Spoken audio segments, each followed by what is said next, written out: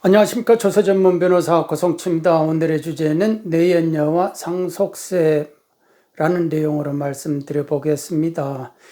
이 내용 제목만 가지고 딱 문제 되겠구나 라는 말을 알 수 있을 것 같습니다. 이 내연녀 때문에 상속세를 누가 내냐면요, 본처가 내게 생겼다 이거예요. 본처가 내니까 이게 문제가 되는 거 아니냐 이거죠. 내연녀가 가지고 간 그 재산에 대한 상속세를 왜 본처가 내느냐, 이거 위헌 아니냐 라고 이렇게 말을, 위헌 소송이 한 번 있었습니다. 2000년 초에. 그런데 합헌이다 라고 이렇게 돼 있거든요. 왜 그러냐면요, 여기서 이제 사망을 했어요. 사망을 했는데 이때까지가 이제 5년이잖아요. 5년 이내에 상속인이 아닌 제3자에게 증여한 것은, 이거는 어떻게 됩니까? 합산을 해버린다 이거예요. 합해버린다 이겁니다. 상속재산에다가. 그러니까 우리나라 상속세는 어떻게 되냐면요, 이 전체를 내가 이렇게 돼 있잖아요. 피상속인이 이만큼 가지고 있어요. 이만큼 가지고 있으면 이거에 대해서 일단 상속세를 계산해 버리는 거예요. 상속세를 계산을 하고, 그 다음에 여기서 자가 1, 자 2, 자 3, 자 4 한다. 그러면 상속세가 뭐 만일 10억이다. 10억을 먼저 계산해 놓고 4분의 1씩 이렇게 해가지고 각 2.5억씩 이렇게 내라 라는 식으로 이렇게 고지하는 방식으로 계산을 한다. 우리나라는 처음에 이게 일본에서 1950년대 일본법을 그대로 베껴왔다 이겁니다. 베껴왔는데 일본은 60년대인가요? 그때 바꿨어요 이거를. 이렇게 하니까 상속세를 너무 많이 내더라. 그러면서 자원이 2.5억을 받았잖아요. 이게 이제 상속세가, 그러면 애기가 이제 한 5억을 받았다. 5억 받았다. 자기가 받은 게 5억이고 뭐 이렇게 되면은 이 5억에 대해서만 상속세 계산한다 이거죠. 그러면은 벌써 이 10억이 나오기 위해서는 상속 재산이 뭐 몇십억이 돼야 되잖아. 한 50억이다 라고 하면은 50억에 대한 상속세율하고 5억에 대한 상속세율이 엄청난 차이가 난다라는 겁니다. 그러니까 일본은 이런 식으로 바꿔줬다 이거예요. 그런데 우리나라는 어떻게 됩니까? 안 바꾸죠. 왜? 상속세가 많이 나오니까. 그러니까 우리나라 세법의 세정 권력이 이게 모랄해지드가 있다. 저는 그렇게 생각을 하는 거예요. 바꿔줘야 될 거는 바꿔줘야 돼. 자꾸 OECD 무슨 몇 평균 있잖아요. 그거는 증세라든지 뭔가가 세금을 더 거두기 위해서 맨날 OECD 그리고 미국식 제도 이런 거 그럴 때 인용하고요. 이렇게 납세자한테 유리하게 하는 거는 인용을 안 한다니까요. 그거는 문제가 있다라고 합니다. 그러면 다음 정부에서는 이 부분을 바꿔야 된다 이겁니다. 그냥 다음 정부의 과제가 이런 것이다. 저 같으면 대선 후보 같으면 막 이렇게 말을 하고 있어요. 자, 실제 사례를 가지고 해볼게요. 이 남편하고 이렇게 본처가 이렇게 있잖아요. 아파트가 상속 재산이 20억짜리 아파트가 있어요. 아파트가 있어가지고 남편이 죽었다 이겁니다. 남편이 죽어도 같이 동거하고 있었다 이거예요. 10년 이상을 동거하고 있으니까 동거주택 상속 공제를 받는 거죠. 6억을 최대한 받아가지고 계산을 해보면은, 상속세 계산을 해보니까 한 6,693만원, 그러니까 한 6,600만원이 나오더라. 그러면 이 정도는 내가 부담을 할 준비를 하고 있었죠. 이 본처 입장에서는. 그런데 이게 상속세 조사를 해보니까 6,600만원이 뭡니까 이게. 6,600만원이 아니고 돈을 1억 6천만 원을 내래요. 1억 6천만 원을 내라 이거예요. 아니 무슨 소리 하고 있냐 라고 하니까 이 남편 옆에는 내연녀가 있어가지고 내연녀한테 이게 아까 5년 이내 사전증여가 현금이 10억이 있었다. 그러니까 이거는 남편의 상속 재산이니까 1억 6천만 원을 내라 상속세가 6,600이 아니고 1억 6천만 원이다 그러니까 황당해 버린 거죠. 내연녀가 가져간 거를 내가 왜 내냐, 이 사람한테 받아라. 그런데 내연녀는 상속인이 될 수가 없어요. 그러니까 상속세가 될 수가 없다. 남편이 그런 경우는 있죠. 유증을 하는 경우는 있어요. 유증. 내연녀가 남편한테 자식이 특히 없는 경우에는 이 밑에 자식이라도 있으면 애첩이 돼가지고 이 자식을 통해서 상속을 받아가지고 생존을 보장하는데, 아무것도 없으면은 유언이라도 써게끔 만들어가지고 유증하면은 상속인은 되죠, 그때는. 근데 이 유언이 없으면은 결국은 증여세 내고 끝난다 이거예요. 이게 증여세가 한 2억 3천만 원 정도 내버리면 끝난다 이겁니다, 이쪽에서는. 이것만 있으면 1억 6천만 원인데요. 중요한 거는 이제 내연녀가 이 부동산 같은 경우는 증여 뭐 이렇게 예금 계좌 같은 거는 큰 돈 가지고 오는 거는 들키는데, 짜잘짜잘하게 어떻게 제3자한테 팔아가지고 현금으로 인출해버리고 뭐 이러면은요, 그거는 국세청도 찾기가 힘들어요. 그러면 그런 게 추정상속재산이다 이겁니다. 추정상속재산. 어디다 또 팔아, 제3자한테 뭐 부동산 재산 이런 걸 야금야금 주식 이런 거를 야금야금 팔아가지고 현금화 시켜가 여기다 숨겨버린다 이겁니다. 그런데 국세청은 나중에 분명히 계좌에서 빠져나간 거를 추적을 해보는데 1년에 이제 2억 이상, 2년에 뭐 이제 5억 이상의 재산 종류별로 이런 게 소명이 안 된다. 그러면 이제 5억 같은 경우는 20% 빼주면 이제 1억 빼주고 나서 그러면 4억이 추정상속재산이 플러스 돼버린다 이겁니다. 이렇게 해가지고 다시 4억이 또 플러스가 돼가지고 계산을 해보니까 3억 1,800만 원이 나와요. 이 돈을 더 내라고 그러면은 본체 입장에서는 이게 뭐 병원 실려가지고 뭐 남편에 대한 그 신입, 배신, 이거에도 막 이 혈압이 올라가고 피가 끓는데, 피 같은 돈을 내라고 하니까, 그러잖아. 그러면 이 아파트 유일하게 팔아가지고, 담보 잡아가지고 뭐를 하든지, 담보 잡아도 1억밖에 안 주는데, 어떻게 이 돈을 내냐 이거예요. 상속세를 6,600만 원만 생각할 때는 준비할 수 있었는데, 1억이 넘어가고, 특히 3억이 넘어가니까, 이게 감당이 안 되더라. 라는 겁니다. 진짜 썽들 나는 거죠. 그런데 이 본처가 이 남편하고 사이가 안 좋아요. 그러니까 이거를 별거를 했어. 별거를 해가지고 동거를 안 했어요. 동거를 안 하고 이렇게 해가지고 동거주택 상속 공제도 못 받았다. 그래버리면은 이 사전증여재산만 있을 때는 3.9억이 나와요. 3억 9천만 원을 더 내야 되고, 이 추정상속재산 4억이 또 들키면은 5억 5천만 원을 내야 된다, 이거 계산을 해보면은. 이게, 그러면, 이 감당할 수 있겠느냐, 이겁니다. 감당할 수 있겠느냐.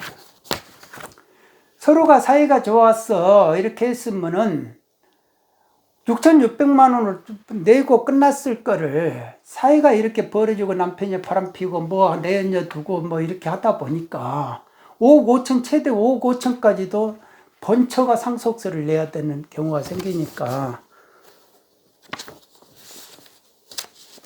그 사진 딱 보면은 저기다가 짱돌 하나 안 던지게 생겼냐 이거죠. 두고두고 여기다가 묘지에다가 뭐 꽃다발 들고 갈 마음이 생기겠느냐. 입에서 막 불같은 말들이 나올 수밖에 없잖아요. 거친 말들이. 이래서 죽어서도 욕먹는다 라는 겁니다. 우리가 이 내연녀잖아요. 내연. 이게 불교 용어입니다. 내연이라는 게 외연이 있고요. 외연이 있고 내연이 있어요.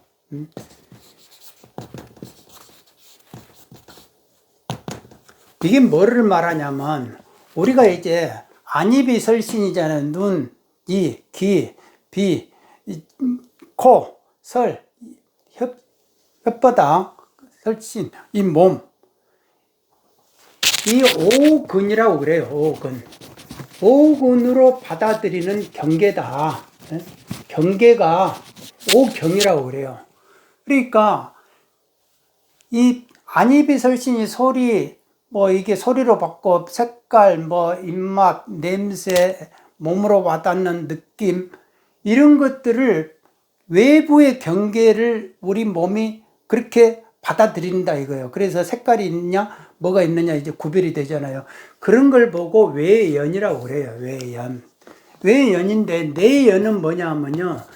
이제 안입이 설신이 할 때 의식, 이 마음, 의식으로 뭔가를 경계를 받아들인다 이겁니다. 분별을 한다.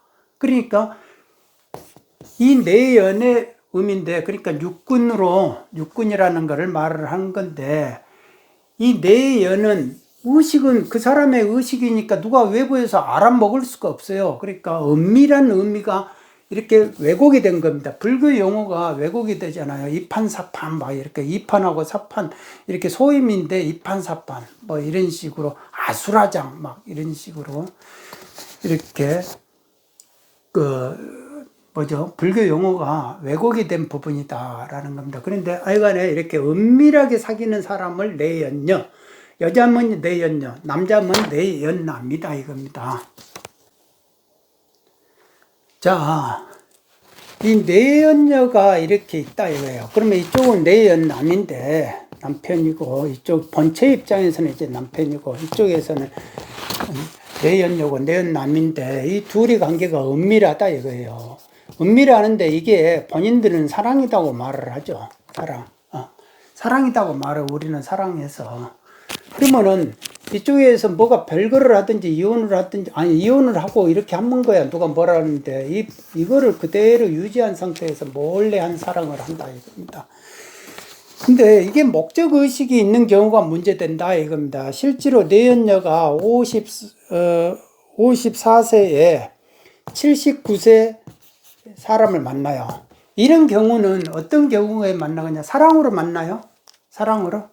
25세 차이 나는 여자가 79세를 지금 오늘 내일 죽을 사람을, 이 사람을 사랑으로 만나냐 이거예요. 그거는 아니다 이거죠. 이렇게 보면은 아니기 때문에 이 은밀하게 만난단 말입니다. 이렇게 본처가 있는데 은밀하게 만나는데 이게 나중에 이제 본처한테 들켜요. 본처한테 들키니까 본처가 뭐라를 하는데, 나 죽기 전에 나 이렇게 사랑다운 사랑 한번 해보고 딱 막 이렇게 스릴을 느끼죠. 본처한테 느끼지 못하는 생소한 생기를 느낀다 이거예요. 나이 어린 사람들을 좋아하는 것이 어떤 생기를 느끼니까 뭔가가 사는 맛이 있고 스릴 있잖아요. 그래서 사랑을 하는 거야. 사랑을 한다고 막 이렇게 하니까 본처는 성질 나가지고 스트레스 받아가지고 암 걸려가지고 죽어버렸어요. 죽어버리니까 그 순간에 언제 죽었냐? 85세 때 아내가 죽어버렸어요. 그러니까 이 사람은 60세가 됐잖아요. 얼른 혼인을 하는 겁니다. 그러니까 이제 난리 난 거죠. 자녀들이 아버지 하면서 지금 미쳤어 하면 막 이러는데, 이 새끼들 너희들이 뭐 안다고, 내가 알아서 산다는데 내 재산 내가 뽑아가지고 내가 쓰겠다는데 너희들이 간섭하지 마. 그러니까 이제 자녀들하고 인연을 끊어버렸어요. 아예 끊어버리고 자녀들도 아예 뭐 가지도 않고 전화도 않고. 그런데 결론적으로는 이 사람이 91세에 사망을 할 수밖에 없잖아요. 이제 나이가 들면 생로병사잖아요. 노병 이렇게 되니까 결국은 사가 된다라는 겁니다. 91세 사망하니까 이 사람이 그때 66세다 이겁니다. 결국은 이 사람은 혼인이라는 거를 탁 해버려놨기 때문에 이 사람이 상속권을 다 가져버린다. 상속권을. 그러면 이 자녀들도 상속권 있잖아요. 그러니까 사망하니까 자녀들이 와가지고 상속권이 있다 이렇게 하고 그러는데, 이 아파트가 이미 이 아파트는 아버지가 살던 가지고 있던 아파트는 이 사람한테 이미 다 이제 증여가 돼 있는 상태고, 그리고 이 자녀들이 아예 집에 들어오지도 못하게 하는 거예요. 그러다 보니까, 그리고 이제 상속 재산을 이제 나누자. 그러면 우리 공평하게 당신 뭐 배우자로서 인정해 주겠다. 나누자. 그러는데 없다. 이렇게 하는 거예요. 아버지 재산 없다. 이렇게. 무슨 소리 하고 있냐. 우리 아버지가 100억대 재산가인데 무슨 소리 하고 있냐. 없다. 이렇게 된 겁니다. 그러면은 자녀들 입장에서는 어떻게 해야 되겠느냐. 추적을 해야죠. 추적을 해야 되는데 이 사람이 이 정도로 이렇게 할 정도면은 프로페셔널이라고 봐야죠. 아마추어가 이렇게 하겠느냐. 진실로 사랑해서 이렇게 했겠냐. 그러니까 프로페셔널한 꾼이다 생각을 해야 된다 이거예요. 그러면은 흔적을 안 남긴다 이거. 꾼의 옆에는요 또 이렇게 사람들이 있어요. 그러니까 우리가 이제 꽃분 조직이 존재합니다. 존재하고요. 그것도 이제 전국구가 있고 지역구가 있고 뭐 그래요. 그냥 자치구가 있고 그 정도로. 그러니까 남자들이 좀 이렇게 허세 부리고 이런 사람들 있잖아요.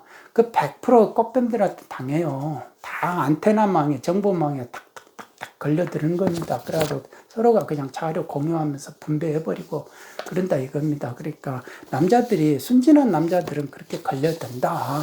그러니까 밥이다 이겁니다. 밥이다. 그러니까 이런 경우에는 이 사람 몫으로 다 끝나버렸다 이거입니다. 이게 본처가 뭐하냐. 이 재산 모으기까지 본처는 그렇게 고생했고 아끼고 뭐를 했을 건데 스트레스 받아고 암으로 죽어버리고 자녀들은 막 이건 뭡니까 이게 지붕 쳐다보는 닥신새밖에 안 돼버렸습니다. 이런 걸 보고 뭐라 하겠냐 이거. 죽어서도 대접을 받겠냐. 제사 안 지내주죠 당연히. 실제로 우리 언론 뉴스에 보면요 23년 사귄 자산가 죽기 전 16억 재산 빼돌린 내연녀에게 이제 형사처벌을 했다. 실형을 선고했다. 이런 경우도 보면은 10억을 어떤 식으로 빼돌리냐면은 이 내연남의 재산을 담보로 해가지고 10억을 대출을 받아요. 대출을 받으니까 아니 이 사람의 사인 없으면 안 된다. 지점장이 그러니까 이거 차용 증서를 아예 아파가지고 지금 그런다. 그러니까 그러면 내가 가서 차용 증서 다 작성해가지고 오겠다 해가지고 이렇게 작성해가지고 와서 대출을 받는다 이거예요. 그리고 나머지 6억 남은 거는 이걸 어떻게 빼느냐. 자기 올케를 시켜가지고 인감하고 다 이런 거를 줘가지고 이 사람이 가가지고 다시 예금을 다 빼내는 식으로 해가지고 다 빼버린다 이겁니다. 그런데 이미 이 사람한테는 증여를 다 받았어요. 아파트도 그것도 뭐 비싼 고가의 주택을 아파트 받았고 또 그 다음에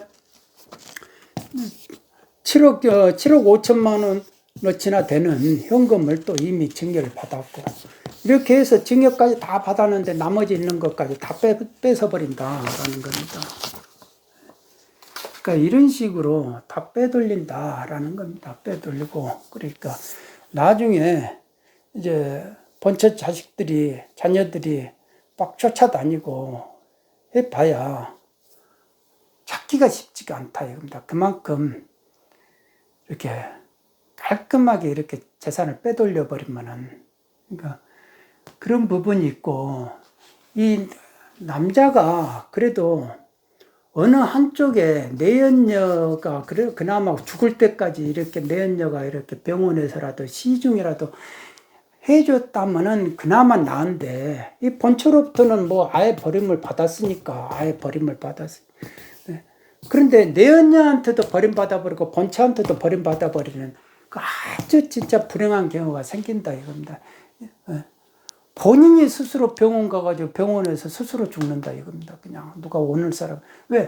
재산을 다 빼돌렸는데 뭐하려고 옆에 있냐 이거지. 그러니까 요즘 이렇게 보면요. 남녀 사이에 이런 무슨 처음에 다 그러죠. 사랑으로 접근하죠. 사랑으로 순수하게 뭐 사랑. 우리가 SNS 사랑 이런 것도 뭐 딱 순수하게 뭐 하트 날려주면서 뭐 시작하잖아요. 그러다가 채팅으로 넘어가고 이렇게 하고 오프라인도 마찬가지죠. 순수하게 이렇게 처음에 뭔가가 존경해요. 뭐 이렇게 시작하잖아요. 그런데 나중에는 결과는 이런 식이 나온다라는 겁니다. 내일은 이런 SNS에 관련돼서 또 그런 사랑 이야기를 앞으로 계속 해보겠습니다.